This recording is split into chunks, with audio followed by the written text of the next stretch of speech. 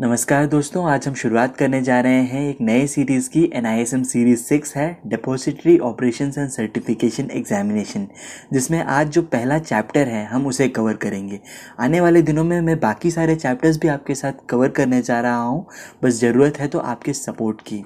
इस चैप्टर का नाम है introduction to the Indian capital market.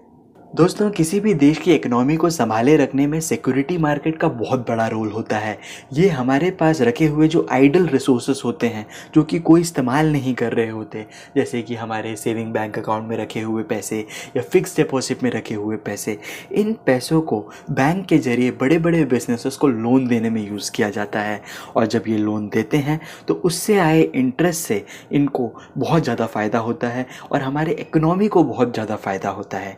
तो अगर हम फॉर्मल तरीके में बोलें तो सिक्योरिटी मार्केट हमें अलग अलग तरह के चैनल्स प्रोवाइड करता है ताकि सेवर्स जो हैं अच्छे से सेविंग कर पाएँ और इन्वेस्टर्स जो हैं उनको पैसों की कभी कमी ना हो, जिससे कि सेवर्स भी फ़ायदे में रहते हैं और इन्वेस्टर्स भी फ़ायदे में रहते हैं।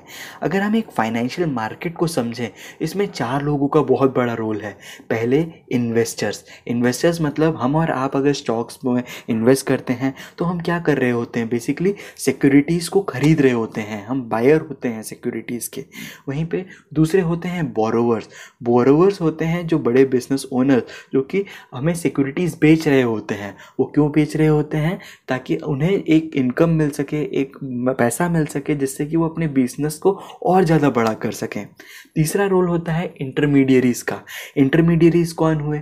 ये जैसे म्यूचुअल फंड हाउसेस हो गए, ब्रोकर्स हो गए, ये सभी जो है इनका भी रोल है। ऐसा नहीं है कि इनके बिना भी हमारा काम चल जाएगा, नहीं, क्योंकि ये हैं, इस वजह से ये एक तरह से ब्रिज बने हुए हैं बड़े बड़े इन्वेस्टर्स और आम जनता के बीच में।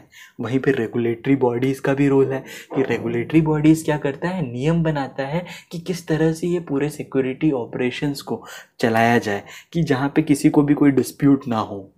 दोस्तों, इंडियन फाइनेंशियल मार्केट को समझने के लिए ये डायग्राम बहुत ज़्यादा कॉमन है। आप देखेंगे कि फाइनेंशियल मार्केट को 2 पार्ट में डिवाइड किया है, एक है मनी मार्केट और दूसरा है कैपिटल मार्केट। आइए मनी मार्केट को समझ लेते हैं। मनी मार्केट में 2 टाइप के एंटिटीज़ हैं। एक तो ऑर्गेनाइज मनी मार्केट हो गई, जो कि बैंक हो गए या फिर बड़े बड़े जो कि अपने कामों को पूरी फॉर्मल तरीके से करते हैं। दूसरे तरफ में होते हैं अनऑर्गेनाइज मनी मार्केट, जहाँ पे आते हैं मनी लेंडर।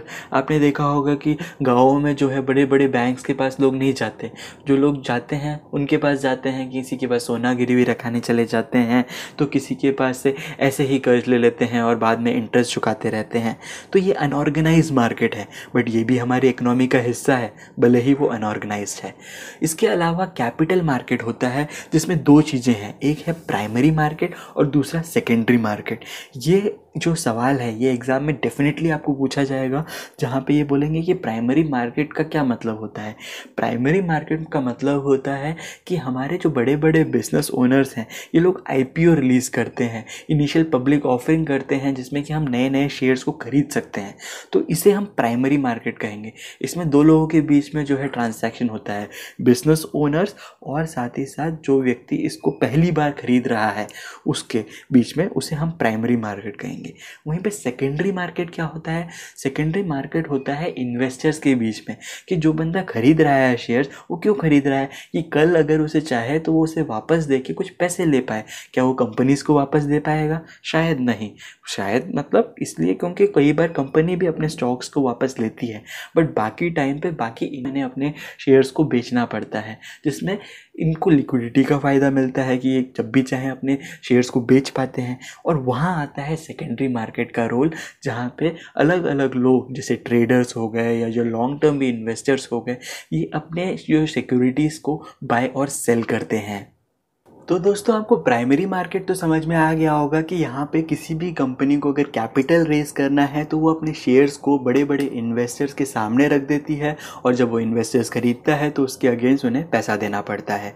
वहीं पे सेकेंडरी मार्केट का क्या रोल है कि ये जो बड़े बड़े इन्वेस्टर्स हैं उनको लिक्विडिटी चाहिए कि जब भी चाहें वो अपने शेयर्स को बेच के अपना पैसा ले पाएँ, तो वहाँ पर सेकेंडरी मार्केट का बहुत बड़ा रोल होता है। और ये पॉसिबल होता है ट्रेडिंग के जरिए स्टॉक एक्सचेंजेस में। एक एक्टिव सेकेंडरी मार्केट का भी होना बहुत ज़रूरी है। इसको आप छोटा मत समझिए, क्योंकि जितने भी हमारे रिटेल इन्वेस्टर्स होते हैं वो ज़्यादातर सेकेंडरी मार्केट में ही प्ले करते हैं। तो वहाँ पे ये प्राइमरी मार्केट को सपोर्ट करने का काम करते हैं कि प्राइमरी मार्केट में जब तक सेकेंडरी मार्केट एक्टिव रहेगा तभी तो प्राइमरी मार्केट के जो इन्वेस्टर्स होते हैं उन पे कॉन्फिडेंस रहेगा कि जब भी चाहे वो अपने पैसों को निकाल सकते हैं। इस वजह से वो इन्वेस्ट किए रहते हैं। इसके अलावा भी बहुत सारे मेजर प्लेयर्स हैं प्राइमरी मार्केट में। मर्चेंट बैंक्स हो गए या म्यूचुअल फंड्स हो गए या फाइनेंशियल इंस्टीट्यूशंस हो गए, ये सभी डायरेक्टली इन्वेस्ट करते हैं बड़े बड़े बिजनेसेस के साथ। वहीं पे सेकेंडरी मार्केट में स्टॉक एक्सचेंज का रोल होता है, जहाँ पे हम और आप या फिर म्यूचुअल फंड्स हो गए या कोई अन्य फाइनेंशियल इंस्टीट्यूशंस हो गए जो कि एक इंडिविजुअल से दूसरे इंडिविजुअल के बीच में शेयर के ट्रांजैक्शन में मदद करते हैं। यहाँ पे रजिस्ट्रार एंड ट्रांसफ़र एजेंट्स और कस्टोडियंस का भी बहुत बड़ा रोल है, जो कि एक इंटरमीडियरी का काम करते हैं।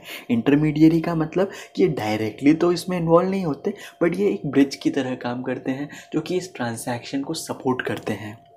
दोस्तों, हमारे देश में तो आप जानते हैं कि जब तक किसी चीज़ के नियम नहीं बनाए जाते तब तक हम उसे फॉलो नहीं करते, और कई सारे केसेस में तो नियम बनने के बाद भी हम फॉलो नहीं करते।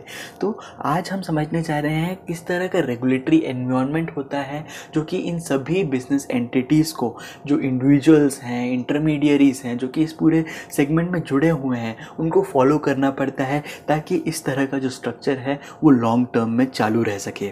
इसमें सबसे पहला जो लेजिस्लेशन है वो है security and exchange board of India act 1992।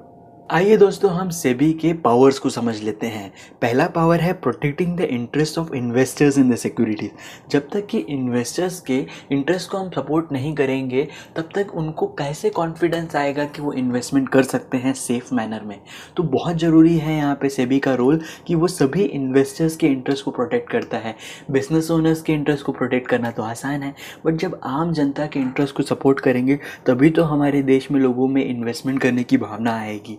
Next है promoting the development of securities market. आप सभी जानते हैं कि आज हम इंटरनेट के युग में रह रहे हैं और धीरे धीरे सभी चीज़ इंटरनेट बेस्ड होती चली जा रही है। आज आप क्लासेस भी जो हैं इंटरनेट से पढ़ रहे हैं, तो उसी तरह के बदलाव जो हैं इस मार्केट में भी देखने को मिले कि जो ट्रांजैक्शन आमने सामने हुआ करते थे अब सब एक इंटरफेस के पीछे होते हैं। तो इसको प्रमोट करने का काम भी सेबी ने किया। Next, regulating the security market. जो ऐसा मार्केट जहाँ पे इतने सारे लाखों लोग जुड़े हुए हैं, तो उन लोगों को एक गाइडलाइन प्रोवाइड करना कि किस तरह से उन्हें अपना काम करना है, किस तरह से अगर वो काम करें तो गलत माना जाएगा। इस तरह का एक फ्रेमवर्क तैयार करने में भी सेबी का बहुत बड़ा रोल है। रेगुलेटरी जुरिस्डिक्शन इनका कॉर्पोरेट्स के ऊपर भी है, इंडिविजुअल्स के ऊपर भी है और सभी इंटरमीडियरीज के ऊपर भी है। ये जब चाहे अपना ऑडिट या इंस्पेक्शन रख सकते हैं और देख सकते हैं कि सभी लोग अपना काम ढंग से कर रहे हैं या नहीं। और साथ ही साथ ये लोग अगर किसी ने गलती की है तो उसको पेनलाइज करने का भी कंप्लीट राइट रखते हैं। ये एक ऑटोनोमस बॉडी है। ऑटोनोमस बॉडी का मतलब होता है जो कि अपने नियम खुद से तय कर सके और अपने पावर्स को खुद से एक्सरसाइज कर सके, और इनकी मदद से काफ़ी हद तक जो है सिक्योरिटी मार्केट को हम रेगुलेट कर पाए हैं। दोस्तों, नेक्स्ट होता है सिक्योरिटीज़ कॉन्ट्रैक्ट एक्ट 1956। इसके जरिए तय किया जाता है कि स्टॉक एक्सचेंजेस अपना काम किस तरह से करें, साथ ही साथ जो ट्रेडिंग एक्टिविटीज़ हैं इसको किस तरह से कंडक्ट किया जाए। अगर कोई नई कंपनी है जो कि अपने नए शेयर्स को आईपीओ के जरिए लॉन्च करना चाहती है तो उसको कौन कौन से नियमों को फॉलो करना चाहिए और क्या ये सभी कंडीशंस को वो मीट कर रही हैं या नहीं, ये सब तय किया जाता है सिक्योरिटीज़ कॉन्ट्रैक्ट एक्ट के जरिए। दोस्तों, आपने देखा होगा कि कुछ ही सेकंड्स के अंदर अंदर स्टॉक्स को आप खरीद और बेच सकते हैं, और ये सब पॉसिबल हो पाया है डिपॉजिटरीज एक्ट 1996 के कारण, क्योंकि इन्होंने इंश्योर किया free transferability of securities with speed and accuracy, जिसके कारण आज हम डिपॉजिटरीज की मदद से अपने शेयर्स को कब चाहें तब बेच सकते हैं बिना किसी कंपनी को कांटेक्ट किए उनके शेयर्स को लेने या ख़रीदने के संबंधित। क्योंकि ये जो एक्ट है ये आपको ये कहता है कि यहाँ पे आपको कंपनीज तक जाने की ज़रूरत नहीं है। जो डिपॉजिटरीज में अगर कोई शेयर पड़ा हुआ है तो इसका मतलब ये फ्रीली ट्रांसफरेबल है। इसको केवल आप इलेक्ट्रॉनिकली ट्रांसफ़र कर सकते हैं, और इसके जो पूरे नियम हैं कि किस तरह से इसे सेटल किया जाएगा, किस तरह से इस ऑर्डर को स्ट्रीमलाइन किया जाएगा, ये सभी चीज़ें डिपॉजिटरीज एक्ट 1996 बताता है। अब हम आते हैं बहुत ही इम्पॉर्टेंट एक्ट में जिसको कहते हैं कंपनीज एक्ट 1956। ये पूरी तरह से आपके जितनी भी ट्रांसफ़र ऑफ सिक्योरिटीज़ हैं कंपनी के मैनेजमेंट से रिलेटेड उसको कंट्रोल करता है। ये बताता है कि जब भी कोई पब्लिक इशू निकलता है तो उसको किस तरह से डिक्लेयर किया जाए, क्या क्या जानकारी उसमें होनी चाहिए, कि कंपनी का जो मैनेजमेंट है उनका कोई और भी अगर प्रोजेक्ट है तो क्या वो भी डिस्क्लोज़ किया जाना चाहिए या नहीं, कंपनी के परसेप्शन क्या है रिस्क से संबंधित, कि उनको क्या लगता है कि आने वाले टाइम में वो जो कंपनी में काम कर रहे हैं वहाँ पे किस तरह का रिस्क मौजूद है। तो ये सब चीज़ों का जो डिक्लेरेशन का काम होता है ये कंपनीज एक्ट के कारण हो पाया है, जो कि हम जब भी कोई शेयर्स खरीदते हैं लॉन्ग टर्म के लिए तो हम उसका एनुअल रिपोर्ट जरूर पढ़ लेते हैं ताकि कंपनी के फंडामेंटल्स को जान सकें। और ये सब चीज़ों को डिस्क्लोज करना कंपलसरी हुआ है कंपनीज एक्ट के कारण। इसी के साथ साथ आप देखेंगे कि कई बार हमें बहुत सारे डिस्काउंट मिलते हैं या फिर बोनस इशू मिलता है, तो ये सब चीज़ों के पीछे जो नियम होते हैं ये भी कंपनीज एक्ट ही रेगुलेट करती हैं। दोस्तों, आपने अभी तक जो समझा ये सारे लेजिस्लेशंस या फिर एक्ट्स हैं, या फिर सिंपल लैंग्वेज में बोलूँ तो नियम है। तो क्या नियम का अकेले होना काफ़ी है? जी नहीं। आप भी जानते हैं जब तक ये ट्रैफिक पुलिस सड़क पे नहीं आती तब तक नियम को फॉलो नहीं किया जाता। तो यहाँ पे बहुत इंपॉर्टेंट है रेगुलेटर्स का रोल, कि ये सारे जो नियम हैं इन सबको लागू भी तो करना पड़ेगा, देखना भी तो पड़ेगा कि सभी लोग इसको फॉलो कर रहे हैं नहीं।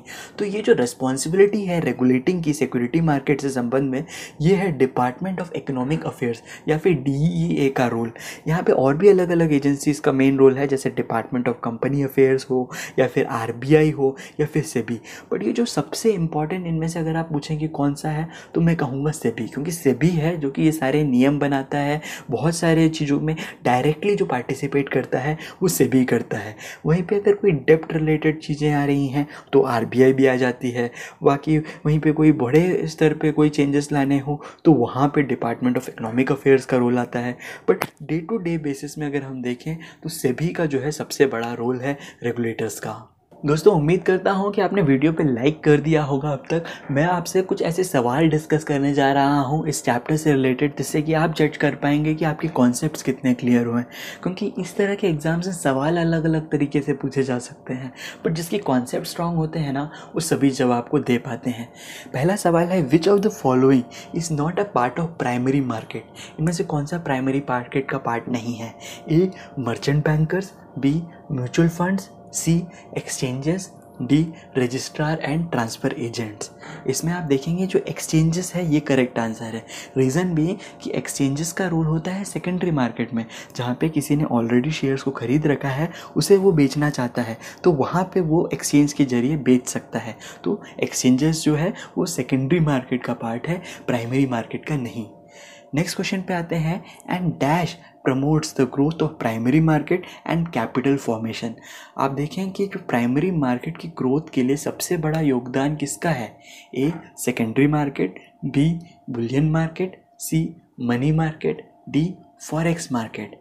फॉरेक्स मार्केट का मतलब होता है फॉरेन एक्सचेंज मार्केट। तो इसमें जो करेक्ट आंसर है वो है सेकेंडरी मार्केट। जब सेकेंडरी मार्केट इतना स्ट्रॉन्ग रहेगा कि जो प्राइमरी मार्केट के लोग जब चाहे अपने शेयर्स को लिक्विडेट कर पाएँ, कि जब चाहे अपने पैसों को निकाल पाएँ, तभी तो वो इन्वेस्ट करने में कॉन्फिडेंट दिखाएंगे।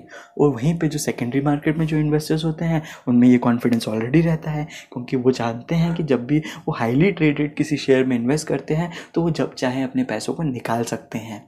दोस्तों, नेक्स्ट क्वेश्चन पे आते हैं, dash aims at streamlining the settlement process by transfer of ownership of securities electronically by book entry without making securities move from person to person. तो कौन सा ऐसा नियम है जो कि पूरे स्ट्रीमलाइनिंग का काम करता है कि सिक्योरिटीज़ को आप इलेक्ट्रॉनिकली एक दूसरे के साथ बेच या खरीद सकते हैं?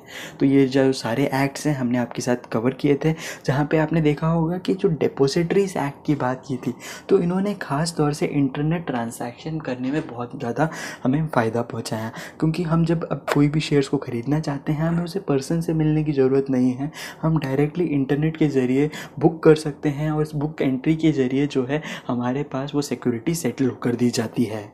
दोस्तों अब आते हैं नेक्स्ट सवाल में। Dash has the power to register and regulate all market intermediaries in securities market and also to penalize them.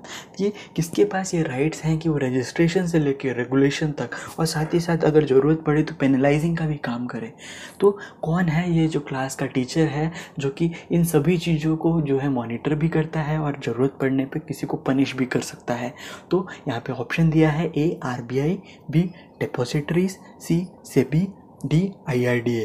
जैसे मैंने आपको शुरुआत में बताया था कि सेबी का सबसे बड़ा रोल है डे टू डे बेसिस में।